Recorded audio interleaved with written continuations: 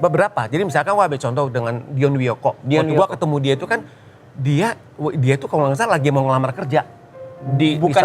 Enggak, dia lagi ngelamar kerja di salah satu perusahaan. Oke. Itu gua lagi ketemu dia di food court. Beneran di food court? Food court di Sensi waktu zaman itu. Nah kan bener kayak aku kejadian di dunia industri, Bu. Aku tuh di industri begitu. Di PIM 3, itu bener. Aku gak pernah bohong. Nih, Mas Sulung pernah kejadian juga. Di PIM 3 dia Abigail ketemu juga kayak gitu. manajernya. Dia lagi masang stiker di Massimo Dutti.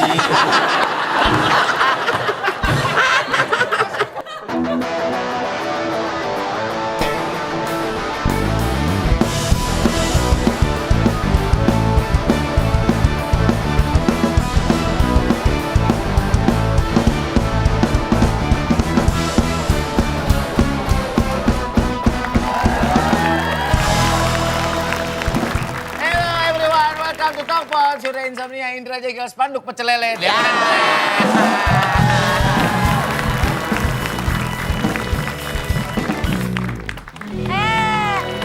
nggak? Talkpot akan tampil lagi nih guys, sudah lama nih guys. Oh iya bener ini. Spanduk Pecel Lele ada nomor 88-nya. Pecel Lele Tahu nggak 88. spanduknya dicat sendiri tahu itu? Emang iya, emang iya. lamongan. Iya aku baru tahu. Aku Dibikin kira sendiri, dicat. dibikin sendiri. Manual. Benar. Pernah ada yang salah nulis jual lele ayam burung darto. Salah.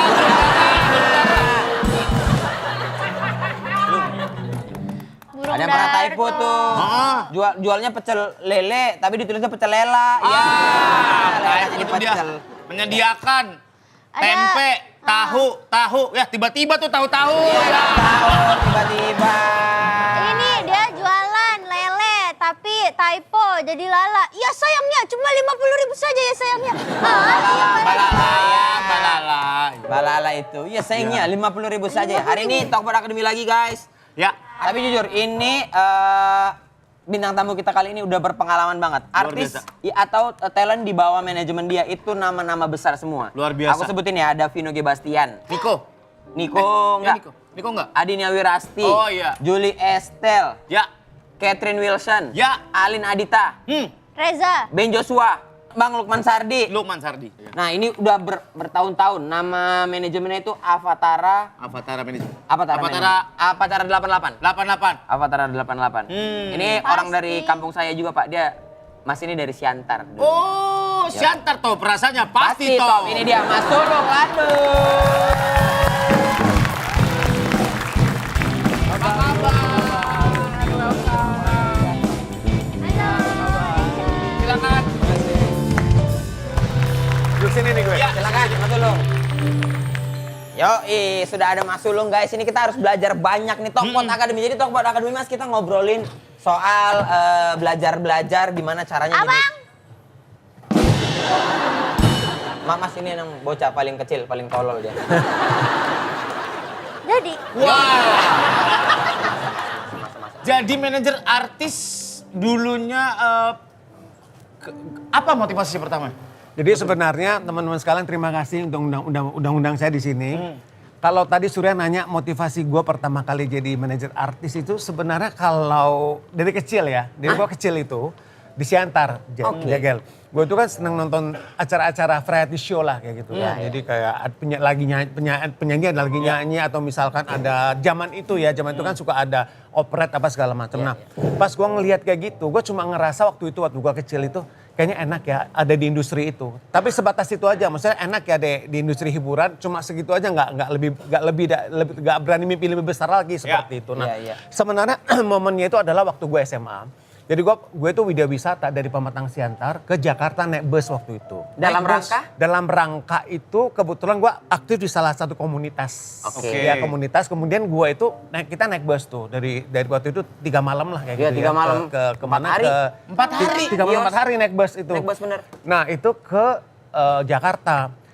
Kemudian kita tinggal di asrama kita gitu ya. Nah waktu itu ada satu waktu kita ke TVRI tour. Nah, mengunjungi gitu. Mengunjungi. Pada waktu itu gue masih inget banget itu ada Vina Panduwinata lagi jalan tuh sama anaknya. Gue nggak ngerti gue dapat kekuatan dari mana pada waktu itu. Gue samperin dia aja. Gue salaman. Random aja udah. Random aja. Mbak Vina saya sulung. Salam kenal ya kayak gitu aja. Saya dari Pematang Siantar. Gitu aja. Terus Vina bilang, oh iya salam kenal ya, udah gitu aja. Tapi momen itu ternyata itu sangat membekas di diri gue gitu loh. Dan gue ngerasa kayaknya itu jadi salah satu jadi salah satu motivasi buat gue itu untuk gue terjun ke industri hiburan dan menjadi manajer artis gitu sih. Tapi Mas kalau misalnya dari kita ya, kita bawa orang-orang di daerah gitu, kayak aku di Binjai, Mas Ul, hal kesini tuh bukan sebuah mimpi yang kecil kan, maksudnya kayak jalurnya mana sih, apa sih ini bisa kesana, gimana caranya sih? Nah kalau ditanya gitu sebenarnya ya, kayak gue pertama kali masuk ke industri hiburan juga, gue juga gue nggak bikin blueprint. Kan misalnya buat orang, oke, gue maunya nanti awal tahun pertama gue begini, tahun kedua. Jadi gue masuk juga sebenarnya usia gue juga pas gue masuk ke industri showbiz juga udah nggak usia muda, udah nggak ideal sebenarnya kayak gitu loh. Gak usah ditanya umur berapa ya, tapi nggak ideal sebenarnya. Nah tapi karena waktu itu sebenarnya di kerjaan gue sebelumnya juga karir gue udah cukup bagus gitu loh. Udah cukup bagus, posisinya juga cukup bagus. Tapi gue ngerasa kayaknya ada sesuatu hal yang gue gak fulfill. Nah kemudian gue ngerasa kayaknya gue mau coba di industri hiburan deh. Pertaruhannya sangat amat besar sih. Karena gue ninggalin semuanya. Sesuatu gue ninggalin semua comfort zone yang udah gue alamin itu. Tapi gue pikir kayaknya gue harus ngejar deh. Kalaupun gue gagal 2-3 tahun lagi gue masih bisa balik kok. Itu aja keyakinan gue kayak gitu. Nah kebetulan pada waktu itu gue kenal dengan ada satu presenter almarhum Indra Safera. Gue gak tahu Eca masih kenal atau enggak ya. Eca kenal nggak? Kenal Tahu ya, nggak pernah dengar juga ya. Kayak agak beda generasi Eca. Nah, Dia telat lahirnya soalnya. nah jadi kebetulan dia waktu itu kan di tempat gua kerja sebelumnya gua jadi humas. Jadi gua berapa kali pernah undang jadi pembicara di komunitas gua gitu. Nah gua ngomong sama dia, gua bilang kayaknya gua pengen coba berkarir di industri hiburan. Tapi gua nggak ngerti jalannya seperti apa gitu loh. Dia bilang, Lung gini deh, gua kan punya perusahaan entertainment. Namanya IP Entertainment. Kalau teman-teman pernah dengar dulu kayak ada gitu. IP Nah ada IP Entertainment. Nah dia tuh kayak Citibank-nya showbiz deh kayak gitu. Nah lu bantuin gua aja. Ya udah gue mau, gue bilang kayak gitu. Tapi kerjaan pertama, lu jadi runner dulu ya, dia bilang gitu. Jadi runner tuh? Runner itu kalau di sebuah show itu kan dia posisinya paling bawah ya. Jadi yang disuruh-suruh. Ya kan? Disuruh beli nasi bungkus, disuruh ambil air, disuruh ambilin baju pengisi acara. Pokoknya lu jadi runner ya. Karena gue gak ngerti kan, gue iya aja kayak gitu. Udah. Lu datang, waktu itu ada Alek Monday, kalau teman-teman sekalian tahu ada Alek Monday. Nah itu tiap hari Senin kan ada penyanyi yang upcoming itu kan mereka dikasih kesempatan tampil. Untuk perform. Untuk perform. Nah lu datang jam 8 pagi ya dia bilang gitu. Udah jam 8 pagi gue udah standby di Hard Rock Cafe Jakarta. Itu gue kerja sampai jam 1 pagi. Tugas gue itu cuma satu, selain disuruh-suruh itu gue disuruh minta buka tirai. Jadi kan tirai ada itu kan ada kanan kiri, ada 2 sisi. Gue minta buka salah satu sisinya. Gue masih ingat waktu itu yang tampil itu penyanyi Reza Artamevia. Nah itu jujur aja gue ada starstruck, gue grogi karena kan deket banget ya seperti itu. Nah jadi gue juga waktu JR juga gue juga sempat melakukan kesalahan dan gue waktu itu show director Ari Tulang. Kelar gue terlambat melakukan buka itu di depan rame-rame itu gue diomelin. Nah, jadi kalau menurut gue itu peloncoan yang luar biasa sih buat gue. Gue grogi dan malamnya itu gue itu kerjanya nggak tenang banget. Gue takut bikin salah. Tapi akhirnya puji Tuhan bisa terselesaikan dengan baik.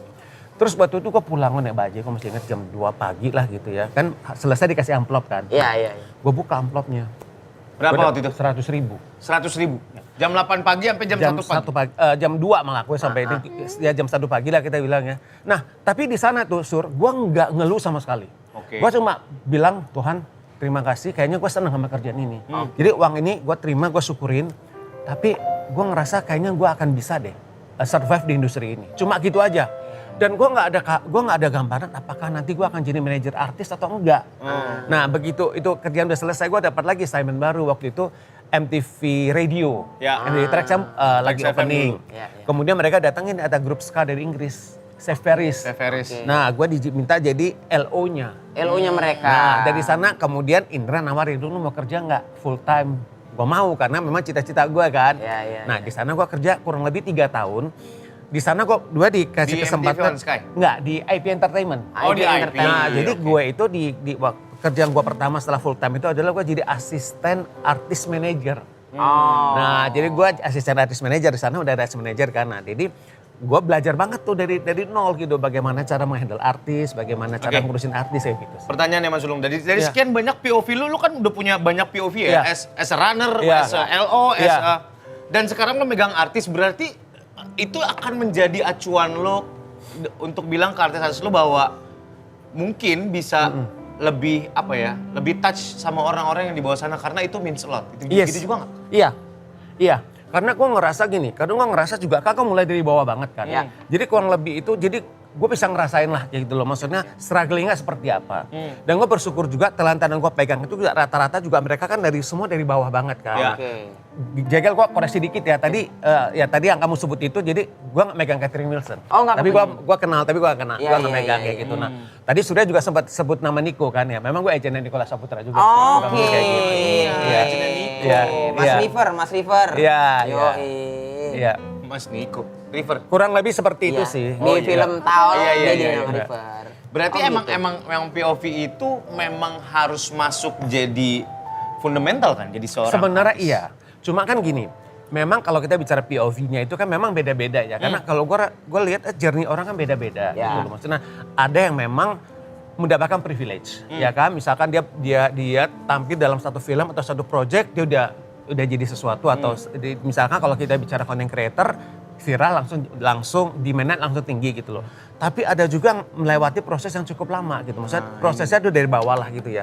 Maksud gue itu semua kan perjalanan ya, perjalanan karir gitu. Tapi satu hal yang paling penting itu adalah menikmati prosesnya aja sih. Menikmati gitu. proses. Mau proses yang cepat, mau prosesnya cukup berliku, itu kan semua prosesnya mereka. Dari yang penting adalah begitu mereka ada di titik itu tuh mereka bagaimana cara menyikapinya kayak gitu. Kan kalau pendapat gue ya. Fenomenanya berubah sekarang artis gede. Betul. Om, aku mau nanya. Boleh. Kan Om handle artis gede, kayak repot nggak kayak ridersnya, terus ngatur moodnya, terus kayak. Nah karena kita bedah aja sekalian deh ya. Ngomongin masalah artis, pasti akan berkaitan dengan poin-poin ini. Apa tuh? Yang pertama penentuan harga. Ya dong. Betul. Yang kedua penentuan riders. Yang ketiga potongan terlalu internal Demon. Ya ada tapi internal banget. Jenis kerjaan, pemilihan ya, choice ya. Nggak usah, itu nanti aja. Ini termasuk pemilihan judul atau genre acaranya ya. Setuju. Ini aja dulu. Eca tadi ngomongin masalah apa dulu? Riders. Riders. Yang kira-kira ini kan soalnya manajer tuh ada di tengah-tengah. Betul. Kadang-kadang jadi bantalan juga. Betul. Artis maunya apa? Yes. Ya, mendingan jelek nama manajernya daripada jelek nama artisnya. Betul. Betul. Gimana nyikapin? Nah, Cak, jadi gue jawab ya pertanyaan Eca ya. Manggilnya jangan Om deh ya, Kak aja ya. Iya. jadi kalau riders itu sebenarnya gue tuh selalu ngomong ke talent sama teman-teman manajer artis juga bahwa sebenarnya riders itu semacam shield. Dia itu ada semacam pelindung untuk jagain artisnya gitu loh. Karena bagaimanapun juga itu kan itu satu hal yang standar sih. Kita mau dimanapun juga di luar negeri kayak itu riders mereka lebih detail lagi. Tapi sebenarnya kita kalau gue sih gini, gue melihat positioning dan melihat masing-masing artis itu seperti apa. Tapi tentu saja ada namanya rider standar. Standar itu apa? Misalkan kalau kita ada kerjaan di luar kota, kan kita berhak memilih maskapai penerbangannya apa. Iya kan? Tiketnya berapa? Seperti itu. Kamarnya kelas berapa? Seperti itu. Kemudian juga mobil yang kita minta itu seperti apa. Kemudian untuk konsumsi seperti apa. Kurang lebih kayak gitulah. Jadi harus detail gitu loh. Tapi juga kalau dari gue itu gue gak mau bikin berlebihan karena apa? Prinsip gue kalau dalam bekerja nih, Sur, sama teman-teman sekalian, gue juga ngomong talent gue, kita jangan repotin penyelenggara, jangan repotin panitia deh. Kalau kita bisa bikin itu gak susah, kenapa kita harus bikin susah? Selama masih proper ya? Selagi masih proper tapi ada hal-hal yang gak bisa kita kompromikan, misalkan ada acara off air, ya kan? Mintanya tiketnya cuma satu artis saja, hari gini udah gak bisa, gak mungkin. At least 2 lah kayak gitu loh. Itu gak bisa gue kompromikan seperti itu. Terus misalkan kenapa kita minta penerbangan, kalau misalkan ya kan kemudian kita minta maskapai yang proper karena apa? Karena biar kita tuh menghindari delay apa segala macam. Betul. Seperti itu sih, Cak. Biar schedule-nya. untuk si acaranya kelancaran acara Betul, juga. betul. Karena artis kan ada yang schedule-nya day by day, ada yang Iya. hour by hour. Yes. Betul. Sore udah di mana, pagi harus Iya. di mana gitu. Nah, kayak lu kan hour by hour kan? Alhamdulillah ya. Itu saya, Mas. Ya lu juga Saya awur-awuran aja saya. jadwalnya. Ini aja kita mau cari jadwal syuting bareng susah Hour-hour. banget kan? Enggak dong, Mas. Enggak dong, Nah, ini Mas. rider sudah selesai. Sekarang Ya. ke penentuan harga. Bener nggak, Mas Sulung? Kalau demand-nya sedang tinggi, Iya. harganya wajar untuk naik. Nah, jadi gini, kalau gua, nah ini sebenarnya itu adalah kesepakatan antara artis dengan manajernya seperti apa gitu. Kalaupun itu harga mereka naik juga itu sangat wajar. Karena apa? Karena on demand kan. Yes. Tapi kalau menurut gue nih, ini pengalaman gue sih ya. Yang paling penting adalah kalau menurut gue adalah kita jaga, kita harus ingat juga namanya sustainability. Ya. Gimana karir itu bisa sustain. Nah, karena gue bilang sama talent gue juga, gue nggak mau kalau kita ambil sebuah kerjaan itu konsepnya hit and run aja, gue nggak mau. Jadi kliennya jadi kapok kerja bareng sama kita. Karena apa? Karena mungkin kita ngasih harga terlalu tinggi, demand kita terlalu berlebihan. Nah, karena lagi on demand, ya mereka nurutin aja. Tapi mungkin habis itu, cukup sekali aja deh. Kalau gue lebih memilih, gue mau konsisten dan sustain gitu loh. Jadi oke, kenaikan boleh, tapi kira-kira berapa persen gitu loh dari. Mesti ada budget wise-nya berarti. Betul. Kalau gue sih seperti itu, karena gue lebih memilih kita sustain sih untuk sebuah pekerjaan kayak gitu. Iya. Karena itu juga penting, ya. Penting. Kedepannya kayak apa. Betul. Karena nge-maintain kan, Mas. Iya. Bukan ya hit and run, ya udah. Sekali, karena lu lagi on demand, gue Iya. jabanin deh, lu minta riders 4 lembar, gue jabanin. Tapi habis itu udah cukup deh kayaknya kali ini kayak gitu. Benar juga. Oke. Ngapain sih, Cik? Hah? Enggak semuanya berdiri. Kenapa? Ya udah gua jongkok, lu jongkok dulu. Jadi jongkok enggak. Terus sekarang Iya. ada kaitannya juga dengan pemilihan judul. Iya. Pemilihan acara, Jenis genre kerjaan. acaranya. Gua nggak mau kalau di acara itu. Iya. Gua mau dong kalau di acara Iya. itu. Itu harus difasilitasi juga dengan Yes. dengan apa ya, pemilihan kata-kata yang enak juga Yes. dong buat yang Gua setuju. mengundangnya. Betul. Jadi biasanya kan kalau prinsip gue nih ya, teman-teman sekalian, gue itu dalam mengambil sebuah pekerjaan, gue nggak pernah ngambil sendiri. Jadi gue selalu diskusikan dengan talent gue. Dengan talent yang dia mau. Betul. Ya. Jadi gini, bukan kepada talent yang udah established actor aja atau established talent aja, tapi talent yang gue baru sign juga. Gue juga selalu diskusi dengan mereka. Karena apa? Mereka yang jalanin, mereka ada di lapangan. Jadi gue nggak boleh semena-mena, gue ambil, gue baru tinggal tahu ke mereka. Itu gue nggak boleh, itu namanya fait accompli. Jadi gue jelasin dulu ke mereka, kira-kira mereka mau atau enggak. Kalau mereka nggak mau juga, gue nggak apa-apa juga gitu loh. Karena kan mereka yang jalanin, tapi gue kasih penjelasan. Oke, kenapa lu nggak ngambil karena apa? Atau misalkan mereka awalnya nggak terlalu setuju tuh ngambil, tapi gue ngasih point of view gue, kasih oke, kayaknya kita harus ngambil karena ini. Kalaupun sampai udah dijelasin mereka nggak ngambil juga, gue nggak apa-apa juga kayak gitu loh. Mas, at least kita udah diskusi. Ya, gitu. ada case, misalnya ini sebuah project yang kita tahu bahwa secara bisnis tidak oke. Iya. Tapi untuk perkembangan talent, Iya. ini Oke. bagus nih. Iya. Gitu. Talentnya mau banget. Iya, Tapi kadang-kadang secara bisnisnya dia kayak, iya. ini Iya. tipis Kurang nih. banget nih. Nah. Itu gimana, Mas? Pilihannya Kalau menurut gimana? gue gini, nah sekali lagi kalau menurut gue ini semua learning by doing ya. Ya. Baik dari sisi talent maupun sebagai dari sisi manajer.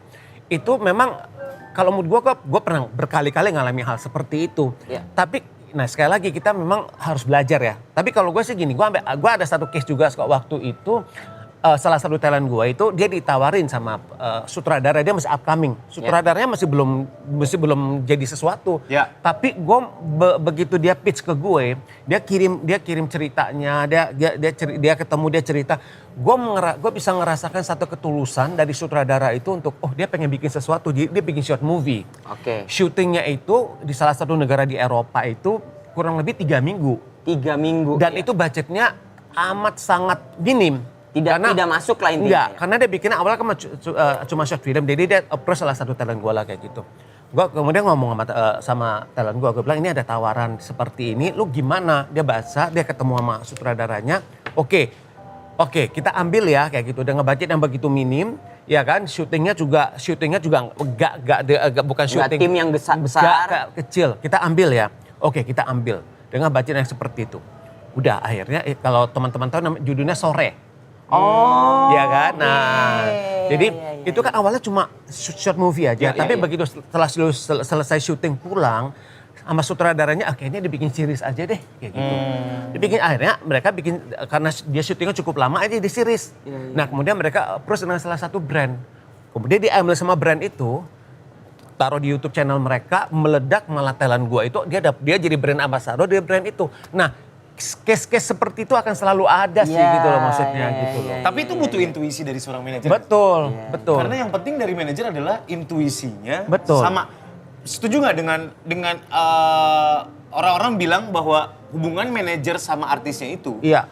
ngomongin masalah rezeki harus ada frekuensi yang nyambung antara Gua mereka. sangat amat setuju. Yes. Gua sangat amat setuju. Surya itu sangat benar. Jadi, nah kalau gue selalu juga sama talent-talent gue ya, gue nggak pernah kontrak panjang. Jadi misalkan kita udah ketemu nih, kita mau kerja sama, gue biasanya ada kayak probation dulu. Oke. Itu kayak masa penjajakan gue biasanya 6 bulan. Nah kita Karakternya lihat, gimana? betul, kita lihat kita ada dapat chemistry-nya nggak? Ada cuan nggak yang bisa kita peroleh dari kerjasama ini gitu loh. Karena kalau memang nggak ada gue selalu percaya kalau ada chemistry rezeki akan datang. Tapi chemistry yang nggak ada kita jangan maksain. Dan kalau menurut gue 6 bulan itu udah kita udah bisa tahu sih ini kita kerjasamanya bisa lanjut atau enggak. Udah gitu. waktu yang cukup ya Mas. Iya kayak gitu loh. Kalau misalkan 6 bulan cuma dapat 1-2 kerjaan, kalau gue sih gue memilih udah gak akan nurusin kayak gitu. Mas, Oke. tapi kan ada istilah gini nih, kayak manajer artis tuh pasti scanning terus lah. Maksudnya Iya. kayak tahu Iya. mana gitu. Mas Ulung pernah ini nggak? Pernah kayak, ini kayaknya nanti bakal deh jadi ke depannya nih. Gua ambil lah sekarang Yes, gitu. Ada Mas? Ada. Beberapa. Jadi misalkan gue ambil contoh dengan Dion Wiyoko. Waktu gue ketemu dia itu kan dia tuh kalau nggak salah lagi mau ngelamar kerja. Enggak, dia lagi ngelamar kerja di salah satu perusahaan. Oke. Itu gue lagi ketemu dia di food court. Beneran di food court? Food court di Sensi waktu zaman itu. Nah kan bener kayak aku kejadian di Tuh. dunia industri Bu. Aku tuh di industri begitu. Di tim 3, itu bener. Aku gak pernah bohong. Nih Mas Sulung pernah kejadian juga. Di Dengan tim Asmara 3 dia Abigail ketemu juga kayak manajernya. Dia lagi masang stiker di Massimo Dutti. Masih mau duti. Brandnya sih bagus ya. Oke. Eca mau nanya? Tapi gitu. ini nggak kan kalau kayak Mas Iya. Sulung itu kan handle banyak orang. Iya. Jadi keteteran nggak? Enggak, Maksudnya gua kan harus personal. Iya. Jadi gini, Cak. Saya punya tim, gue punya tim, jadi nggak sendiri. Jadi gue ada tim, kita berenam lah kurang lebih seperti itu. Jadi gue punya talent manager, jadi masing-masing talent manager tuh dia megang berapa orang gitu. Jadi gue nggak one man show, jadi ada tim. Karena gue ngerasa gak mungkin gue kerja sendiri gitu loh. Nah, walaupun gue megang talent itu cukup banyak, tapi gue batasin sih. Gue gak akan misalkan lebih dari, nanti di manajemen itu lebih dari 20 orang, gak akan seperti itu. Karena Cak? Akan susah ya? Akan susah, karena apa? Karena gue selalu percaya namanya energi. Bagaimana itu gue bisa memberikan energi gue itu ke semua talent gue. Mereka itu harus bisa merasakan keberadaan gue kayak gitu loh. Kalau memang gue gak bisa memberikan itu, mendingan gak usah gitu loh. Nah seperti itu sih. Gak mau juga kayak, ya udah ini gue yang bikin, udah lu jalan dah, gue santai-santai aja. Gak bisa gitu Gak bisa kayak gitu. Gak bisa gitu. Iya. Harus ketemu karena approach awalnya sama Mas Sulung gitu. Iya, Jadi kayak mereka betul. punya trust ya Mas. Betul, ya? betul. Ada gitu-gitunya. Benar. Nah, ngomongin masalah dan semua keartisannya. Kita ngerasain Yes. lah dari bawahnya Iya. kayak gimana. Yes, Tapi fenomenanya sekarang, Iya. entry point-nya Iya. tuh banyak Banyak banget. Setuju. Dulu kita entry point-nya cuma dari casting, Iya. cuma dari talent scouting yang Betul. ketemu kayak Dion tadi Iya. kasusnya. Talent Iya. search mungkin. Talent search. Iya. Tapi sekarang menuju ke artisan itu lobangnya banyak Banyak banget. banget, setuju. Menurut lu gimana? Memang itu ada, kamu gue itu adalah fenomena yang kita harus sadarin ya, kita harus terima. Karena apa? Karena memang sekarang digital sama sosial media kan seperti itu. Jadi siapa aja misalkan teman-teman pengen menjadi content creator, gak usah susah harus ikut casting atau gimana kan, modalnya cuma handphone doang kan, bikin konten apa segala macam, viral kemudian atau jadi sesuatu, Diundang orang akan ke TV, iya orang akan kemudian brand apa akan cari kan, Yes. seperti itu. Jadi memang bukan hal yang susah sekarang. Atau misalnya teman-teman yang pengen jadi aktor atau jadi aktris, gue nggak terlalu pengen main di sosial media, nggak masalah juga.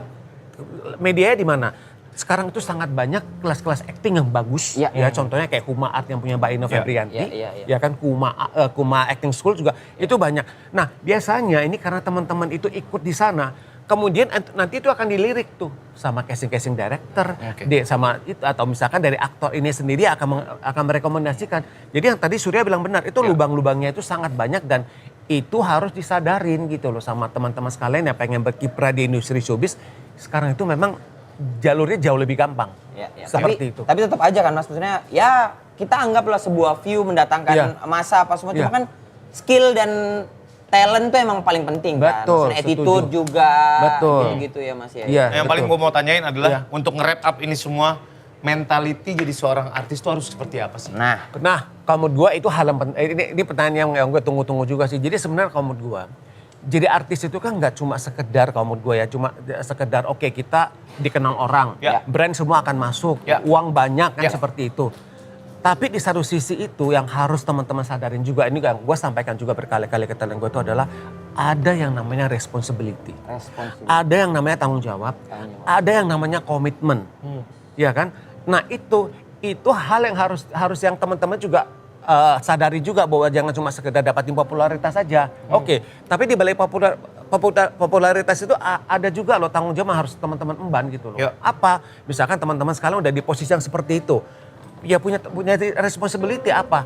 Pokoknya misalkan teman-teman sekalian yang jadi content creator, bikin kontennya itu memang yang bisa menginspirasi teman-teman untuk bisa menjadi gimana teman-teman bisa berbagi pengalaman dari teman-teman sekalian gitu loh. Kemudian juga kalau misalkan teman-teman sekalian jadi aktor atau aktris, nah gimana tanggung jawab teman-teman sekalian dalam hal memilih peran. ya kan? menghidupkan karakter. Menghidupkan karakter. Nah, itu adalah bagian dari give back teman-teman sekalian ke industri hiburan kemudian gitu sih. Iya. Berarti maaf Mas, kalau tadi aku salah sebut, berarti sekarang Mas Sulung megang siapa aja, boleh di-share gak? Nanti teman-teman bisa lihat ada website namanya www.avatara88.com. Ada 14 orang kurang lebih. Tadi sebagian udah disebutin sama Jagal, itu memang benar, kecuali yang tadi Catherine Wilson. Ada tambahan, ada Julio Parengkuan, kemudian juga ada Asmara Abigail. Ya kan, ada Sigi Wimala. Ada Sigi Wimala. Ini teman-teman bisa lihat lah, kurang lebih ada 14 orang gitu loh. Yang bergabung di Aku mau nanya deh. Boleh. Kalau sebagai manajer artis gitu, punya andil nggak? Misalnya kayak artisnya tuh ditawari sama peran, kan? Yes. Terus habis itu kayak ternyata nih nggak sesuai nih sama artisnya. Iya. Artisnya mau banget. Iya. Tapi kayak setelah diterima ternyata kayak misalnya manajernya warning nggak? Kalau kamu terima ini nanti kamu dibully loh sama orang karena nggak sesuai pandangan mereka. Iya. Gitu. Kalau kan masing-masing manajer beda-beda ya. Tapi kalau dari sisi gua itu pasti gue selalu, makanya itu salah satu pekerja manajer artis itu selain kalau teman-teman kan biasanya lihat manajer artis itu kerja yang glamor kan, datang ke acara-acara lah disorot di TV apa. Kalau menurut gue itu hanya 20% dari pekerjaan seorang manajer artis. Nah, salah satu yang tadi Echa bilang itu harus bisa baca skrip juga, harus mau baca skrip juga. Kayak gitu loh. Jadi kalau misalkan ada skrip, gue selalu misalkan minta dikirimin, gue baca, talent manager gue baca, artisnya baca. Sana kita diskusi. Oke, kira-kira karakternya itu diambil nggak? Kira-kira itu menarik nggak? Nah, kita diskusikan gitu. Misalnya dari point of view gue, POV gue, oke, kayaknya ini enggak deh, karena gini. Kalau talentnya mau, tapi gue udah kasih tahu. Nah, kemudian nanti kalaupun hasilnya gimana, jangan komplain ya. Karena apa? Ini adalah keputusan kita bersama dan kita tanggung bersama. Dan gue juga nggak mau misalkan filmnya, pasti ada lah. Gue ngalamin misalkan ternyata filmnya flop, contoh. Gue gak akan nyalain artis gue. Lu sih gue udah bilang gak mau ambil, lu ambil karena gak boleh. Karena itu bikin mereka jadi tambah drop. Ya udah gue bilang oke, ini film ini gitu, gak apa-apa. Itu satu pembelajaran. Kita belajar lagi ya lain kali. Kita jangan lagi ya ngambil peran seperti itu gitu. Nah, kurang lebih seperti itu. Jadi begitu keputusan udah diambil, apapun hasilnya, gue selalu bilang gak ada main salah-salahan. Itu adalah keputusan kita sama-sama. Tanggung jawab, satu bendera sama, satu rumah yang sama, jadi tanggung jawab. Luar biasa, terima kasih banyak. Mas Sulung, thank you banget loh buat pelajarannya hari ini, sehat-sehat terus ya. Terima kasih untuk waktunya, terima kasih. Di lain kesempatan, terima kasih banyak. Jangan lupa like, subscribe, dan juga komen. Dadah, sampai ketemu lagi di Share to your Talk. Bye. friends.